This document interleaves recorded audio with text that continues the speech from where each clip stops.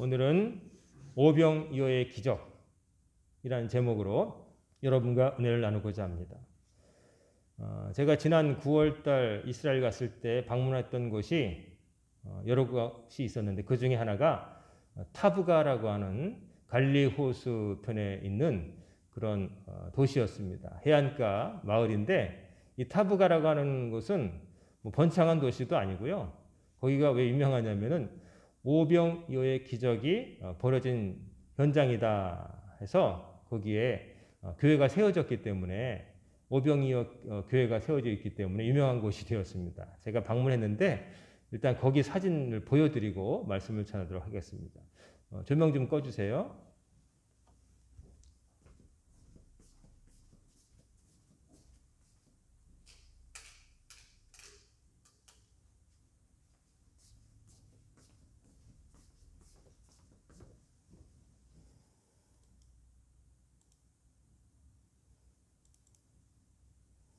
예, 이곳이 타브가에 있는 오병이어 기념교회입니다. 현재 건물은 나중에 지어진 거고요. 원래는 비잔틴 시대 때 이미 지어진 건물이 있었는데 페르시아라는 나라가 정복했을 때 다 파괴되고 뭐 여러 가지 우여곡절 끝에 다시 세워진 겁니다. 세워져서 요즘은 이렇게 깨끗하게 잘 정비되어 있습니다. 이렇게 건물이 있고요. 내부입니다. 내부 들어가면 저렇게 도움 형식의 이게 움푹하게 들어간 공간이 있고, 왜 그러면 저기에 움푹하게 들어가 있느냐? 사람들이 사진을 찍고 있죠. 요 조그만 돌이 있습니다. 여기 들어가면 제단이 있고요. 거기 노출된 조그만한 돌이 있고, 그리고 그 앞에 모자이크화가 있습니다. 약간 남은 거. 나머지 다른 부분들은 다 이제 다시 나중에 만들어진 거고요. 이 모자이크가 발굴에 의해서 이제 발견된 거죠. 다시 고고학자들에 의해서 발굴이 돼서 여기에 옛날에 비잔틴 시대 때 지어놓은 오랜 시절 옛날에 땅에 묻혀 있었던 그 기념교회가 여기 있었구나. 그래서 그 위에다 새로 지은 건데 이 부분은 원래 그 오리지널 그 교회의 일부였다는 것이죠. 그리고 이 바위는 뭐 100% 확실한 건 아니지만 예수님께서 오병이어의 기적을 베푸실 때 여기쯤 앉아 계시거나 서 계셨을 것이다라고 옛날부터 이제 전해 내려오는 그 자리입니다. 그 자리에 교회를 세웠고 요 바닥에 비잔틴 시대의 그 아름다운 모자이크가 있어서 이게 오병이어 교회구나 하는 걸 알 수가 있어요. 이게 이제 밖에서 본 모습이고요. 이제 교회가 이렇습니다. 안에는 정원이 있고 큰 올리브 나무가 오래된 올리브 나무가 이렇게 자라고 있습니다. 이렇게 있고요. 그다음에 타브가라고 하는 이제 그 지명이 있고 여기 독일어로 이제 여기가 베네딕트 수도원에서 세운 것 같습니다. 그래서 여기 브로트페어 메어룽스키르헤 이건 뭐냐면 독일 말들이 좀 재미가 있는데요. 브로트는 빵이고요. 페어 메어룽은 뭐냐면 더 많이 만들다. 예수님께서 빵을 많이 이렇게 만드셔가지고 먹이신 그런 교회다. 이렇게 우리를 지금 빵 증식 교회 재밌지만 어쨌든 빵을 많이 만드셔서 먹이신 교회다. 그 이제 있고요. 이제 타브가의 그 교회들 여러 가지 교회들 옛날에 발굴했던 것을 이제 조그맣게 표로 해서 언제 때 처음 만들어졌고 파괴된 다음에 어떻게 증축되었고 뭐 이런 설명들이 있는 작은 안내판이 있었어요. 그리고 이제 예수님께서 이제 그 사역할 때 갈릴리 호수 지역에 이렇게 도시들이 있고 이 근처에서 많은 사역을 하셨다. 이제 지도와 더불어서 이제 설명이 되어 있는 거예요. 그리고 이 안에 있는 어떤 조각품 이렇게 있는 거고요. 여기는 이제 아무래도 천주교에서 관리하다 보니까 이렇게 이제 헌금을 하고 이렇게 초 하나를 사서 여기다 이제 불을 붙이고 자기 기도하고 가는 그런 겁니다. 이 작은 초 옛날에는 유럽 가면 1유로 정도 1,000 얼마짜리 이렇게 하거나 이제 이렇게 해서 바치긴 했죠. 예수님 동상이 있고요. 그리고 요게 이제 그 중앙 재단입니다. 아까 말씀드렸다시피 그 돌 노출된 원래 그 옛날 그 돌의 일부가 나와 있고 모자이크 바닥에 있고 요게 오리지널이고 나머지는 다시 지은 것이죠. 현대식으로. 여기서 이제 미사도 드립니다. 천주교 신자들이 앉아서 여기 사제가 설교를 하고 이제 듣기도 하고 그러는 곳이죠. 이제 가톨릭이니까 여기 들어갈 때 처음에 손을 씻는 그 이제 물 손 닦는 이런 그릇이 있고요. 나무 의자가 있어서 실제로 미사도 드려집니다. 이제 여기가 그 중앙재단 다시 찍은 거고요. 여기 이제 그 바닥에 있는 옛날 오래된 그 모자이크입니다. 모자이크 하나하나 작은 돌을 이렇게 붙여가지고 이제 다 이런 물고기 모양, 뭐 그릇 모양 이런 것들을 다 이제 한 거죠. 사람들이 일일이 손으로 한 거죠. 나중에 찍은 거고.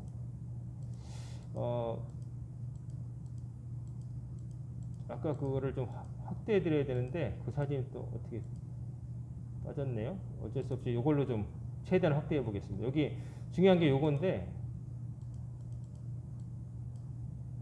요 재단 밑에 여기 조그만 그 모자이크화가 있습니다.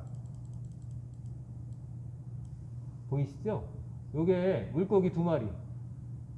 보이시죠? 물고기 2마리. 그리고 요 가운데 그릇이 이제 떡 그릇이에요. 떡 광주림. 근데 떡이 몇 개 같습니까, 여러분?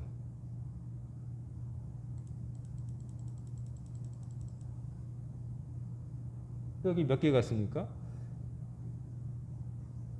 4개 같지 않습니까? 하나, 둘, 셋, 넷. 예. 이게 또 신비인데요. 왜 5병이었는데 왜 4병이었냐? 이게 아직도 수수께끼래요. 5개를 그려놔야 될 텐데 왜 4개만 했느냐? 저도 혼자 생각해 봤는데 하나는 밑에 바닥에 있지 않을까? 이 그릇에 깊이가 있으니까. 그리고 또 이제 그 은혜롭게 누가 해석한 건데 이 떡 4개 중에 떡 하나 없는 떡은 바로 이제 우리다. 우리 믿는 사람들이다. 떡이 되어서 세상에 복음을 전하면 흩어져야 되기 때문에 뭐 이런 얘기도 있고요. 어쨌든 오병이어 교회인데 그릇 안에는 겉으로 노출된 것은 빵 4개밖에 없어서 이거 아직도 연구 중이랍니다. 그 다음에 이제 떡 2마리가 있고 이렇게 이제 교회가 있고 이 바위가 옛날에 예수님이 걸터 앉으셨을 혹은 여기서 말씀을 전하셨을 가능성이 높은 그런 교회이기 때문에 여기다가 이제 교회를 지었고 파괴된 것에 의해다가 다시 증축을 해서 오늘날의 모습이 돼서 수많은 사람들이 이제 순례하는 것이죠.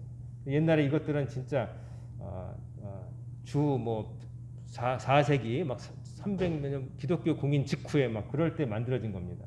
그래서 오래된 것이고요. 나머지는 이제 거기에 발굴을 하고 덧입혀서 오늘날에 이제 천주교에서 관리를 하는 것입니다. 이렇게 돼 있습니다. 이제 불을 켜주세요.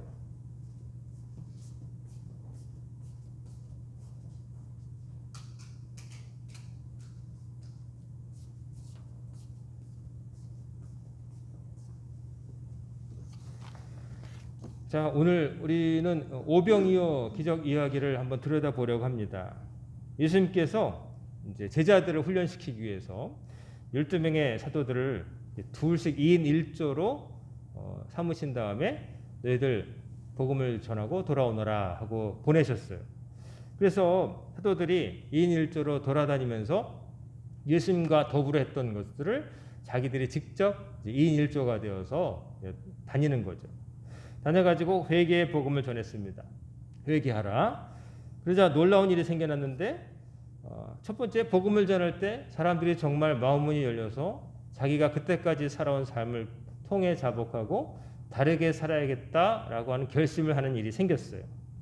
그리고 또 병든 사람을 만지고 기도했는데 그들의 병이 낫게 되는 일도 생겼습니다. 그리고 귀신 들린 사람에게서 또 귀신이 떠나가는 기적도 벌어졌어요. 자, 제자들은 너무나 놀란 거예요. 이거 우리 예수님만 할 수 있는 거 아니야? 따라다니면서 어깨너머로 본 건데 자기들이 2인 1조로 다니면서 자기들은 그저 예수님께서 행하시는 것을 거의 흉내내다시피 그냥 해본 거예요. 근데 정말 사람의 병이 낫고 사람들이 그때까지의 삶을 반성하고 새롭게 살겠다는 회심의 역사가 일어나고 또 귀신 들린 사람에게서 귀신이 나가니까 너무 놀란 거예요. 자기들이 하고도 자기들이 놀란 거예요. 그래서 예수님께 돌아와서 이제 보고를 하는데 너무 이제 감격한 것이죠. 여기에는 자세히 없지만 아마 그랬을 거예요. 예수님께서 스승님께서 하신 일들이 저희들 둘씩 갔는데 똑같이 벌어졌어요. 너무 놀랐습니다. 이제 자기들 2명씩 갔을 때는 어쩌면 반신반의하는 모습으로 그냥 자기들은 주님이 훈련시키시니까 나가서 예수님 시키신 대로 예수님 늘 하시던 말씀을 전하고 또 아픈 사람 붙들고 기도해주고 귀신 들린 사람 위해서 또 기도해줬는데 예수님께서 자기들 앞에서 보이셨던 그 일들이 자기들 앞에서 예수님과 떨어져 있는 가운데 생기는 거예요. 그래서 기분이 막 업돼가지고 놀라가지고 예수님께 와서 쪼르르 달려온 것이죠. 30절 보면 사도들이 예수께 모여 자기들이 행한 것과 가르친 것을 낱낱이 고하니 자기들이 행한 것은 복음을 전했고 또 병을 고쳐줬고 귀신을 쫓아냈어요. 그리고 예수님께서 행하신 회개의 복음을 전하는 것이죠. 그래가지고 막 상상이 되지 않습니까? 막 예수님 우리가 어느 고을에 갔는데 거기 갔더니 누가 있었는데 이렇게 해서 기도했더니 나았고요. 어떤 사람은 했는데 저희들이 예수님께서 전하는 말씀 듣고 눈물을 흘리고요. 어떤 사람은 막 귀신 들려서 막 발광을 하다가 귀신이 떠나고 다시 정상이 되고요. 이런 일들이 막 여기서 벌어졌습니다. 저기서 벌어졌습니다. 막 학교 갔다 와서 상장 받아온 아이처럼 아마 예수님 앞에 그러지 않았을까 상상이 되어요. 놀란 거죠. 예수님이 행하실 때도 놀랐겠지만 자기들이 인일조로 가서 행하니까 자기들도 놀란 거예요. 그때 예수님이 뭐라고 하시냐면 이르시되 너희는 따로 한적한 곳에 가서 잠깐 쉬어라 하시니 예수님께서 좀 쉬어라. 방금 바깥에 나가서 복음을 전하고 왔잖아요. 많은 사역을 펼치고 왔어요. 돌아온 제자들에게 잠깐 쉬어라 하면서 휴식의 시간을 허락하시는 거예요. 그러면서 그 이유를 이는 오고 가는 사람이 많아 음식 먹을 겨를도 없음이라. 지금 사역을 마치고 피곤해 있는데 좀 쉬어야 되는데 지금 예수님 곁에는 오고 가는 사람들이 너무 많아가지고 예수님 곁에 많이 모여가지고 식사할 시간도 없었다는 거죠. 하도 그냥 몰려들어가지고 예수님 곁으로. 그래서 분주하고 그러니까 제자들을 배려하셔서 제자들과 더불어 잠깐 쉬려고 하신 거예요. 32절 보면 이에 배를 타고 따로 한적한 곳에 갈새. 사람들이 갈릴리 그 호수 근처 이스라엘 북부 그 중에서도 이스라엘로 거의 치지도 않고 이방 땅이라고 생각했던 그런 변두리에 사람들이 이렇게 모였다는 건 뭐냐면은 예수님에 대한 소문을 듣고 예수님께서 행하신 기적을 보고 말씀을 듣고 예수님께로 모여든 사람들이 너무나 많았다는 거예요. 그 소식이 나중에 소리 소문 없이 중앙에 예루살렘까지 퍼지게 돼가지고 그 예수라는 작자가 도대체 얼마나 대단하길래 그렇게 센세이션을 일으키느냐 해서 예루살렘에서 제사장이 보내고 또 바리새인들이 찾아오고 율법사들이 테스트하고 이런 일들이 자꾸 벌어지는 거예요. 자, 그래서 어떻게 이제 한적한 곳으로 피하시는데 이에 배를 타고 따로 한적한 곳에 갈세. 아까 말씀드렸다시피 예수님께서 계실 때 이제 갈릴리 호수 주변이셨거든요. 그러니까 배를 타고 살짝 군중들이 있는 곳을 피하셔서 배를 타고 무틀 잠깐 떠나신 거예요. 예수님과 일행들이 제자들이 탄 것이죠. 33절을 보면 뭐라고 되어 있냐면 그들이 가는 것을 보고 많은 사람이 그들인 줄 안지라 모든 고을로부터 도보로 그곳에 달려와 그들보다 먼저 갔더라. 예수님께서 배를 타고 제자들과 더불어 잠시 휴식하시려고 딱 이제 출항을 하셨는데 그 군중들이 이렇게 보고 있다가 예수님과 제자들이 저쪽으로 건너가시네. 그래서 그걸 보고 어떻게 해요? 도보로 그것까지 달려와서 예수님 배가 도착할 곳까지 미리 예측을 하고 달려갔다는 거예요. 예수님 놓칠까 봐 달려갔다는 거예요. 차 타고 간 게 아니라 말 타고 간 게 아니라 걸어서. 그러니까 그 많은 군중이 걸어가면 제가 이스라엘 땅 가보니까 얼마나 건조한지 조금만 걸으면요 신발이 엉망이 돼요. 신발을 잘 사용해야 되는데 헝겊 신발 신으면 분명히 후회합니다. 왜냐하면 헝겊 사이로 그 흙먼지가 들어가지고 아무리 털어도 먼지가 나고요. 그래서 비닐이나 가죽으로 완전히 된 것을 좀 신으면 나중에 툭 닦아면 되는데 그 당시에 뭐가 있었겠어요. 그냥 샌들 신고 막 걸어가는데 그 많은 사람들이 걸어갈 때 뭐가 날리냐면 흙먼지가 막 날렸을 거예요. 다 꾀제제 방금 목욕하고 나와서도 꾀죄죄했을 것이고, 그래도 그 먼지를 마시면서 예수님 놓칠까 봐 이제 예수님이 배가 닿을 곳으로 먼저 갈릴리 호수 그 해변가를 달려가지고 사람들이 갔다는 거죠. 누가복음에 보면은 좀 더 이때 정황이 자세히 나와 있는데, 거기 보면 누가복음 9장 10절로 11절 보면, 사도들이 돌아와 자기들이 행한 모든 것을 예수께 여쭈니 데리시고 따로 베세다라는 고을로 떠나가셨으나, 이제 예수님께서 배를 타고 어디로 가셨냐면은 베세다라고 하는 곳, 거기는 베드로와 안드레의 고향이에요. 그 갈릴리 주변에 있는 그 곳으로 이제 어떻게 보면 잠깐 피신을 하신 거죠. 군중들을 피해서. 근데 무리가 알고 따라왔거늘 예수께서 그들을 영접하사 하나님의 나라의 일을 이야기하시며 병 고칠 자들을 고치시더라. 자, 여러분, 도보로 달려서 예수님과 제자들이 닿을 곳으로 달려갔던 그 사람들을 한번 생각해 보세요. 그 사람들이 운동이 평소에 모자라서 달렸을까요? 그분들은 왜 그렇게 흙먼지 마시면서 달려갔을까요? 예수님에 대한 갈망이 있었기 때문에 그런 거예요. 예수님을 찾은 이유는 다양했겠죠. 병이 있어서 낫고자 하는 마음도 있었을 것이고, 또 랍비들을 통해서 들었던 말씀들이 다 마음에 와닿지 않고 시원찮아서 진짜 하나님 말씀을 제대로 듣고 싶은 지적인 열망에, 또 자식 중에 혹은 친척 중에 혹은 누가 귀신 들려가지고 인생이 망가져가지고 그러니까 나았으면 하는 마음을 가지고 그런 갖가지 이유를 가지고 달려갔을 거예요. 여러분, 여러분과 저의 신앙이 그런 갈망이 있는 신앙이 되기를 간절히 소망합니다. 간절함이 있어야 됩니다. 그냥 설렁설렁 오늘 못 빼면 내일 빼도 되고 못 빼면 할 수 없지 그런 게 아니라 갈망이 있어야 되는 거죠. 예수님을 만나서 기적을 체험한 사람들의 공통점은 절박했다는 거하고, 절박했을 때 가만히 있지 않고 행동으로 나섰다는 거예요.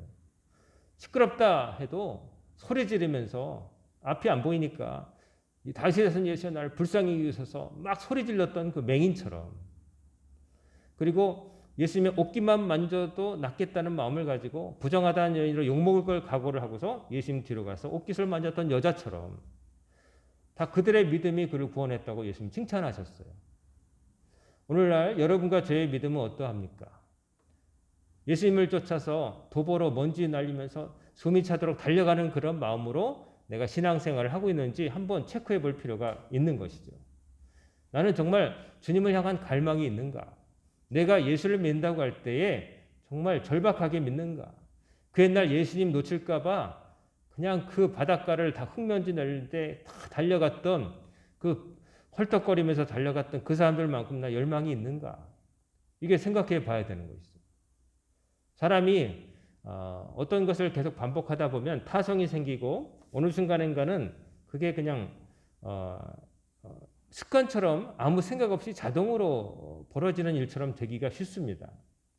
물론 어떤 단순한 기술 같은 경우에는, 동작 같은 경우에는 여러 번 반복해서 숙달되면은 최적의 동선을 찾아내게 되고 몸이 기억해서 생각 안 하고도 되고 그러죠. 그건 효율성의 문제인데, 신앙은 그런 게 아니에요. 신앙은 무의식적으로 막 되는 게 아니라 깨어서 언제나 그 주님을 향한 신앙이 살아 있어야 되는 거예요. 그래서 마음에 굳은 살이 박히지 않도록 계속 다듬고 깎아내고 내가 첫 그 믿음의 열정을 잃어버리지 않았는가를 생각해야 되는 거예요. 저는 이번에 이스라엘 가보면서 그 땅이 정말 사람들이 걸어가기도 참 나쁘고 달려가기도 나쁘고 목마르고 건조하고 그런 땅인데, 우리가 그냥 성경을 보면 우리가 사는 남양주나 우리나라처럼 그늘도 있고 근데 그런 거 하나도 없더라고요. 그냥 집 나오면 고생입니다. 그냥 집 밖에 나오면서부터 떼약볕, 먼지, 그냥 그래요. 그게 무슨 젖과 꿀이 흐르는 땅인지 모르겠는데, 젖과 꿀이 흐르는 땅이 아니라 젖과 꿀이 흐르게 만들어야 될 땅이에요. 사람이 손 안 대면 되는 게 없는 것 같아요. 저 북쪽에 단지파가 받았다는 텔단 빼고는 없어요. 그냥 석유도 안 나고, 이제 근데 이스라엘도 그 석유 산유가 된다 그래요. 어디 쪽에 있는 데서 나올지도 모른다는데, 어쨌든 그냥 그런 나라인데, 그 갈릴리 호수는 멋집니다. 제가 가봤더니 또 사진 한번 보여드릴 텐데 기회가 될 때, 갈릴리 호수는 멋있어요. 이게 푸르면서 끝이 안 보이고 관리 호수 자체는 멋있는데 그 주변 조금만 벗어나면 그 바닷가는 그냥 그래요. 물도 색깔은 멋있지만 석회질 성분이 많아서 그냥 마시면 몸에 석회질이 쌓이고 제대로 먹으면 배탈 나는 그런 곳이에요. 그런 곳에서 예수님 쫓아가려고 놓칠까봐 달려갔던 그 사람들은 우리보다 아는 것도 적고 뭐 여러 가지 면에서 낙후된 삶을 살았을지 모르지만 적어도 우리가 잃어버리기 쉬웠던 주님을 향한 그 간절함은 있었던 거예요. 그래서 도보로 달려갔다. 얼마나 힘들었겠어요. 시원한 것도 아니고 더욱 덥고 양산도 없고 먼지 날리고 매키한 그냥 앞사람 샌들에서 막 뿜어져 나오는 그 먼지가 있으니 그거 들이마시면서 쫓아갔다는 거죠. 34절 보면 예수께서 나오사 큰 무리를 보시고 그 목자 없는 양 같음으로 인하여 불쌍히 여기사 여러 가지로 가르치시더라. 좀 쉬시려고 제자들에게 쉼의 시간을 주려고 배 타고 나오셨는데 가는데 보니까 다다다다닥 달려오면서 흙먼지를 날리면서 이렇게 달려오는 걸 예수님이 보시고 불쌍히 여기셨다는 거예요. 목자 없는 양처럼 막 헤매는 양들처럼 뛰어오는 모습을 보고 불쌍히 여기셨다. 좀 쉬시려고 그랬는데 쉬시려는 마음을 접으시고 그냥 도착하신 다음에 와서 기다리고 있는 거예요, 사람들. 그러니까 불쌍히 여기셔서 여러 가지로 가르치셨더라. 예수님이 불쌍히 여기실 정도로 그 사람들은 간절했고 또 절박했다는 거예요. 오늘날 많은 사람들이 신앙생활 한다고 그러는데 신앙생활은 모름지기 절박해야 됩니다. 제가 자주 강조 드리는데 절박해야 됩니다. 사람이 죽고 사는 문제입니다. 영원히 사느냐 아니면 무의미한 삶을 살다가 지옥에 떨어지느냐에 관련된 일이에요. 그리고 우리가 지금 당장 살아가는데도 관여되는 일이에요. 하나님이 아니시면 아무것도 안 되는 거예요. 하나님의 허락이 없으면 우리가 잠시도 설 수 없는 거예요. 그런데 사람들이 절박하게 신앙생활 한다는 것을 가끔 잊어버릴 때가 많아요. 그냥 내가 습관적으로 하는 어떤 삶의 일정한 패턴 중에 하나.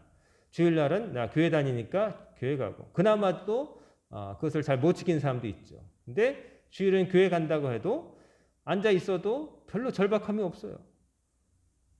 꼭 죽을 병 걸려야만 절박한 우리의 삶은 늘 절박해야 합니다, 목사님. 여러분.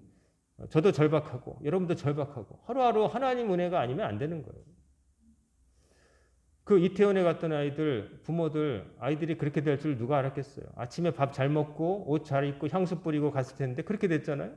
인생은 아무도 모르는 거예요. 참 안타까운 일인데 하나님께서 그 옛날에 버스 기사 요즘 분들은 잘 못 보는데 옛날에 버스 기사님들 보면 교회 다니는 분들은 티가 났어요. 뭐냐면 오늘도 무사히라고 조그만 여자애가 이렇게 손모고 기도하는 그림을 많이 붙이고 다니셨어요. 택시기사들도.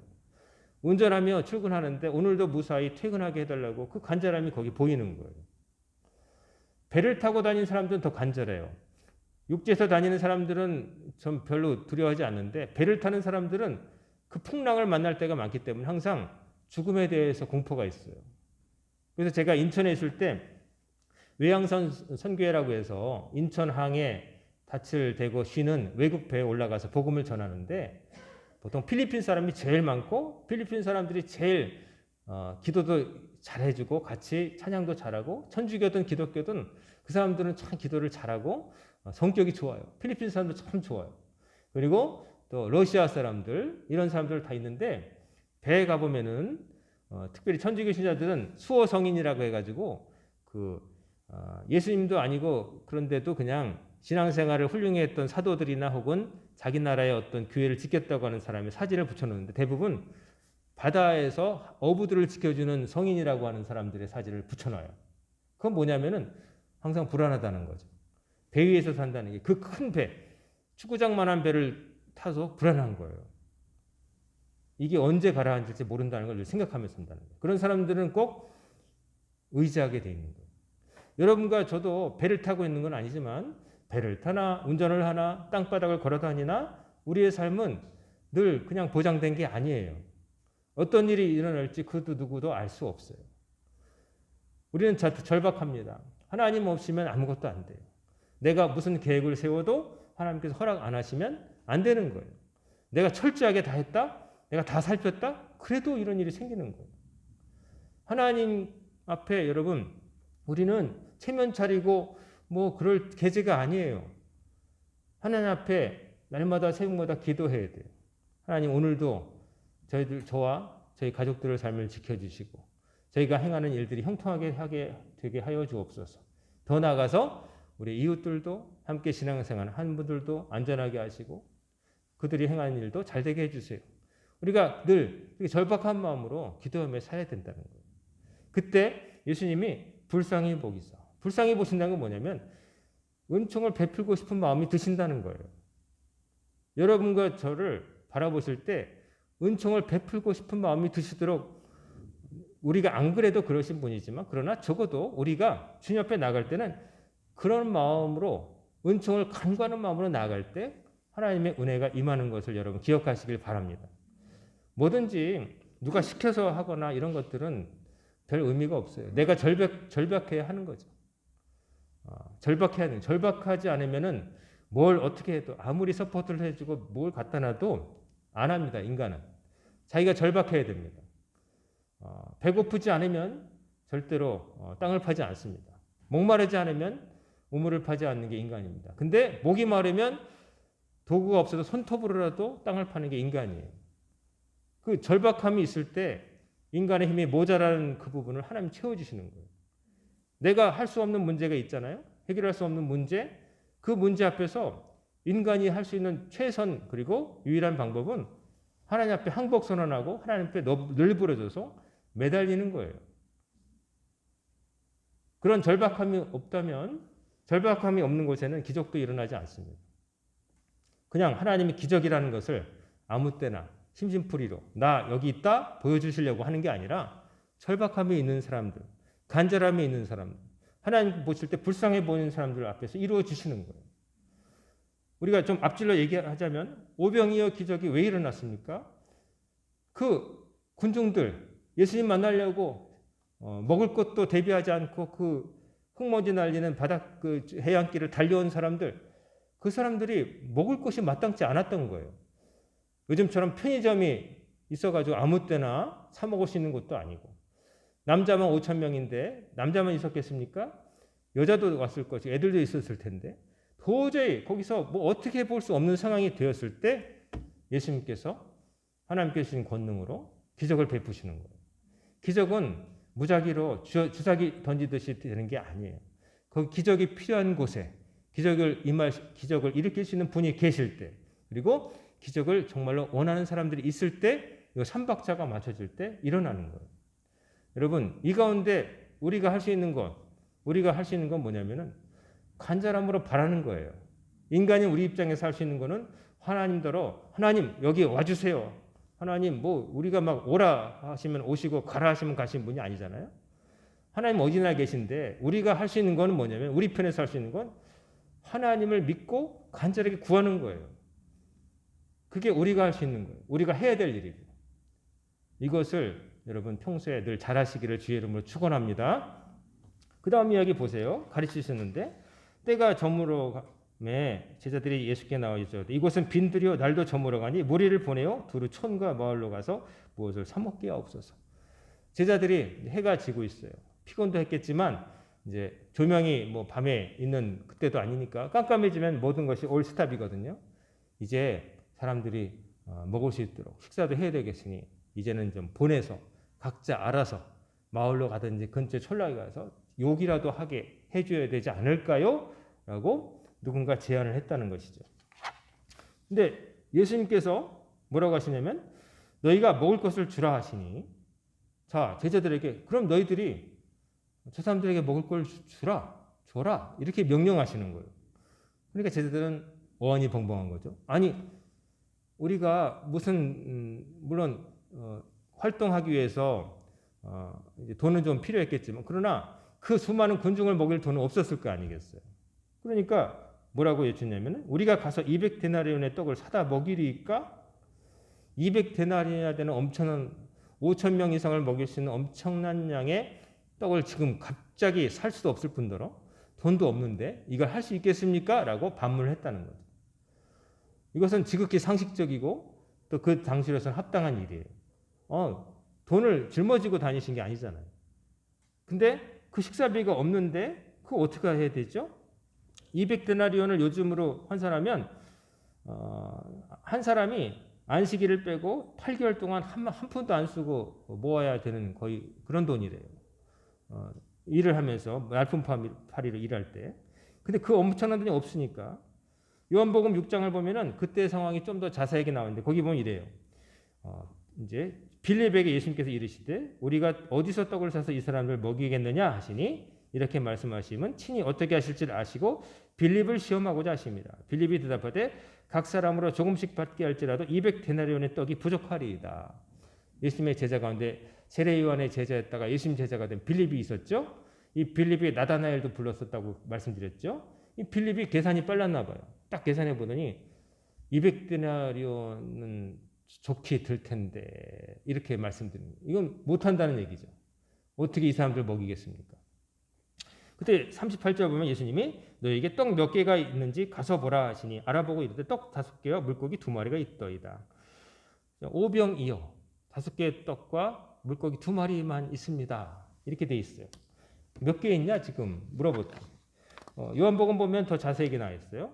시몬 베드로의 형제 안드레가 예수께 여쭤오되 여기 한 아이가 있어 보리떡 5개와 물고기 2마리를 가지고 있나이다. 이게 제자들이 갖고 있던 것도 아니었던 거예요. 사실은 거기 예수님 말씀 들으러 왔던 아이들 가운데 조그만 애가 소년이 떡 5개와 물고기 2마리 들고 있다는 거 이게 다라는 거예요. 이것이 이 많은 사람이 얼마나 되겠사옵나이까. 안 된다는 이야기죠. 불가능하다는 거죠. 이 사람들을 먹이라고 하시니까 말도 안 된다고 하십니다.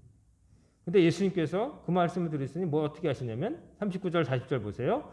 제자들에게 명하사 그 모든 사람으로 때를 지어 푸른 잔디 위에 앉게 하시니 때로 100명씩 또는 50명씩 앉은지라.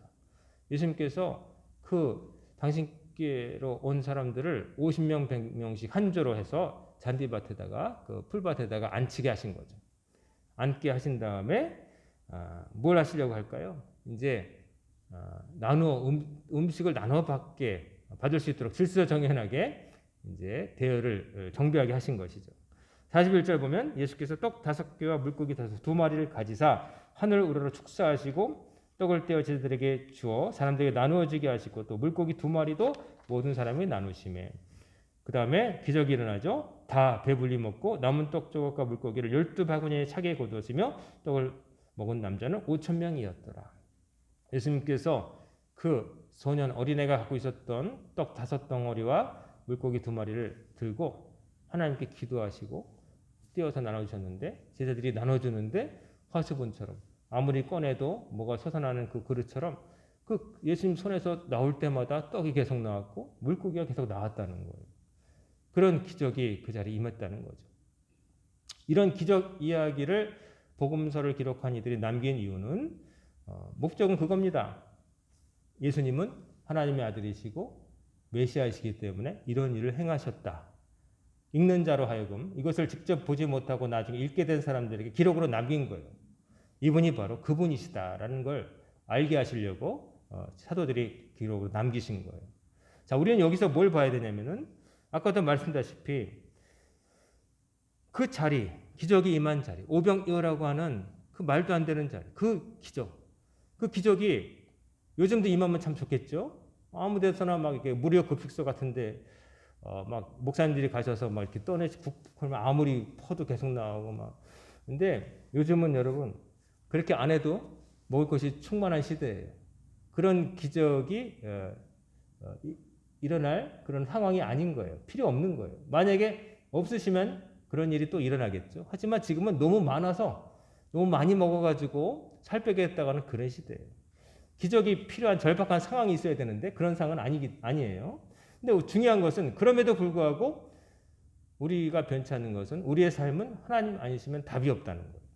그렇기 때문에 우리가 할 수 있는 건 뭐냐면 기적과도 같이 기적을 원했던 기적이 필요했던 절박한 사람들 같은 심령이 우리에게 필요한 거예요. 그게 믿음인 거예요. 진짜 믿음. 하나님을 믿는다는 거는 교양 생활하는 거 아니에요. 취미 생활하는 거 아니에요. 어디 가서 붓글씨 배우고 또 어디 가서 뭐 사람들과 대화하고 취미생활하고 그런 게 아니에요. 신앙생활은 내 모든 것을 하나님께 맡기고 사는 거예요. 여러분의 모든 삶 전체가 하나님 손에 달려있다는 걸 인정하고 사는 거예요. 그것은 절박하며 반드시 필요한 거예요. 그것이 있어야 내 삶에 의미가 있는 거예요. 그래서 신앙은 이렇게 기적이 필요한 자리에 기적을 행할 수 있는 예수님이 계시고 기적을 원하고 기적을 믿는 사람들이 있는 곳에 일어나는 거예요. 자, 여러분의 삶에도 주님은 항상 계시는데 여러분이 주님을 만났을 때 기적이 임할 수 있도록 주님의 기적을 간절히 원하는 그런 심령을 늘 준비하며 사시기를 간절히 소망합니다. 간절하게 기도하시고 간절하게 성경 읽으시고 간절한 마음으로 사세요. 간절함 없이 되는 건 이 세상에 아무것도 없습니다. 세상 일조차도 그래요. 그저 그렇게 살 수 있어요. 그는 어느 정도만, 요만큼만, 그저 성적으로 치면 낙제 안 받을 만큼만 이렇게 찰랑찰랑하게 살 수 있는데 그렇게 살지 마시고 넘치도록, 넘쳐서 뭔가 일어나도록 그렇게 사시길 여러분 간절히 소망합니다. 기도하실 때 눈을 감고 질끈 감고 기도하실 때 주님이 저기 걸어가시는데 주님이 자꾸 멀어져 가셔서 내가 주님을 따라가는 마음으로 기도하시길 바랍니다. 다윗의 자손 예수여 나를 불쌍히 여기소서 시끄럽다 이놈아 그럴 때 그래도 소리를 더 지렀던 그 절박한 마음, 내가 이 정도 하나님께 부르짖어서 예수님이 돌아보실까? 예수님 걸음이 멈출까 하는 마음으로 절박한 마음으로 기도하셔서 여러분 삶 가운데 놀라운 변화가 기적이 임하는 여러분의 삶이 되기를 주의 이름으로 축원합니다. 아멘. 기도하겠습니다. 그 옛날 주님께로 몰려들었던 이들을 불쌍히 여기시고 능력을 주셔서 예수님의 손을 통하여 오병이어의 기적을 베풀게 하신 아버지 하나님, 오늘도 저희들 모여 싸우니 저희들에게 생명의 떡을 주시되 저희들의 마음에 생명의 떡을 간절히 원하는 마음을 충만하게 하여 주옵소서. 하나님 아니시면 아무것도 할 수 없음을 깨닫게 하시고 절박하게 간절하게 주님의 은혜를 바라며 소망하며 살아갈 때 우리 성도들의 삶 가운데 놀라운 역사가 날마다 일어나게 하여 주시옵소서. 아픈 이의 병이 낫게 하시고 혼자서 감당할 수 없는 문제가 해결되게 하시며 저희들의 사랑하는 자녀들이 이 세상에서 방황하지 아니하고 올바른 목표를 가지고 하나님의 비전을 가지고 살아가도록 도와주시옵소서. 이 모든 말씀 우리 주 예수님의 이름으로 간절히 기도드리옵나이다. 아멘.